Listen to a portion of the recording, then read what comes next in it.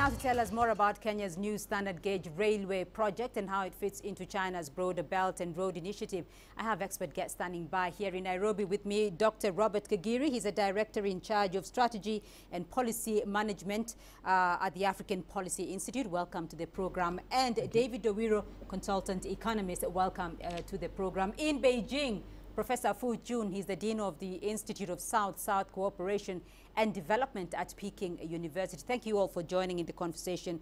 Professor Fu, to you first, though, because Kenya has just launched the standard gauge railway, and this is just coming a few weeks after the high-level Belt and Road Initiative there in Beijing. First off, of course, your thoughts on the significance of this for Kenya?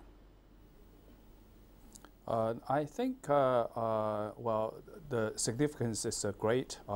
Let me just give you some specific numbers to illustrate the contribution that this railway will make to the Kenya economy.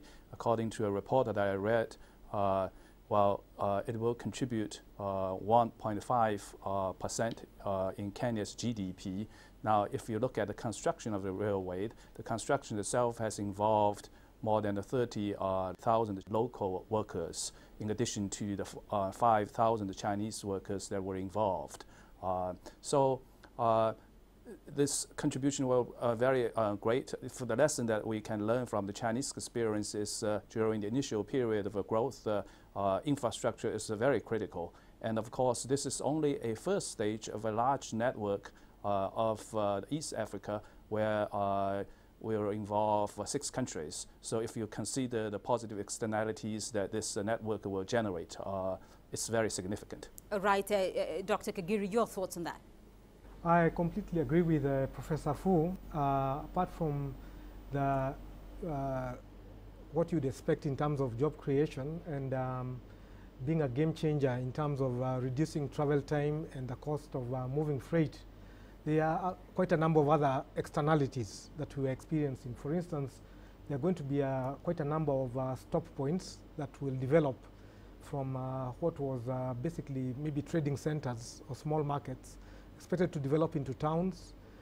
We expect also that we'll have more tourism in some of these counties, which is a big part of devolution in Kenya, which is opening up the counties for development. All right.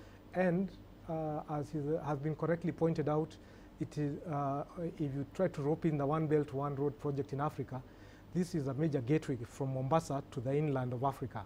So it plays a critical role. This railroad and the one that was just completed, Ethiopia-Djibouti, in becoming entry points to the interior of Africa as part of the One Belt, One Road. David, this is way beyond trade and transport now. Yeah, it is. I mean, this is a big, of course, confidence boost to leadership in Kenya. As you've seen, this is one thing that the leadership has been touting as a positive thing, and indeed it is. When you look at, you know, the big concerns of intra-African trade, one of the challenges has been, you know, the road networks, the transit routes. And so when you have such a big investment in the railway, you're opening up the hinterland, and hopefully not only will it spur trade from countries such as China, but also trade to places such as China. So this is a big deal for Africa. Professor Fun, we are talking about how this will spur trade from China and from Asia to Africa. Though, how is this SGR now fitting into China's Belt and Road Initiative? Beatrix, much of the road and the way initiative is about connections, or rather it's interconnections among different countries, between different regions. And when we are talking about interconnectivity, we are talking about different dimensions, the physical dimension, the infrastructure, the institutional dimension. You need to have an alignment of policies, and of course a deep level is the connection of ideas. Even when we look at the interconnection of the physical infrastructure, this is very important. And for China to move overseas, we have learned from our experience of building railways in your part of the world the teams, the Chinese teams have told me that they have learned much in terms of the local language, local culture, religion, and its institutions in terms of land management, land ownership, and environmental protection. So for Chinese initiative to move out along the one Belt One Way, there are two ways of learning that we should continue. And this is, of course, an initial, very significant stage of that initiative. Right. Dr. Kagiri, though, there are going to be sectors of the economy that are going to feel the immediate impact. Which sectors are those? Like I pointed out earlier, one of the key sectors will be the tourism sector. Another sector will be the transport sector, of course, being that the key focus is on passenger and cargo transportation. And then there will be a spillover effect on basically all major sectors of the economy arising from the expediencies that result from this railway. So we are expecting increased growth, we are expecting increased employment, and we are also expecting, like David has pointed out, not only will we be have increased trade from China, but even with Kenya itself will have increased trade within Africa and in the Middle East and Far East and Asian countries. So the economic benefits cannot be gainsaid. There are many and far-reaching.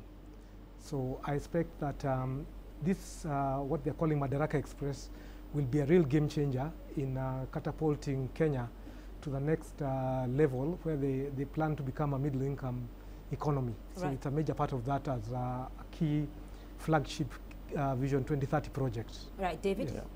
Yeah, I agree with what Dr. Kagiri has stated.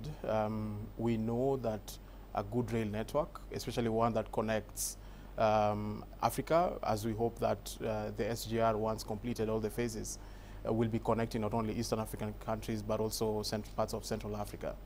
And so what we will see, and the big point for me, is a plus for intra-African trade. As we've stated always now and again, when you talk about industrialization, one of the big things that can leapfrog the Kenyan economy into an industrial nation is actually this value add that we trade for within Africa.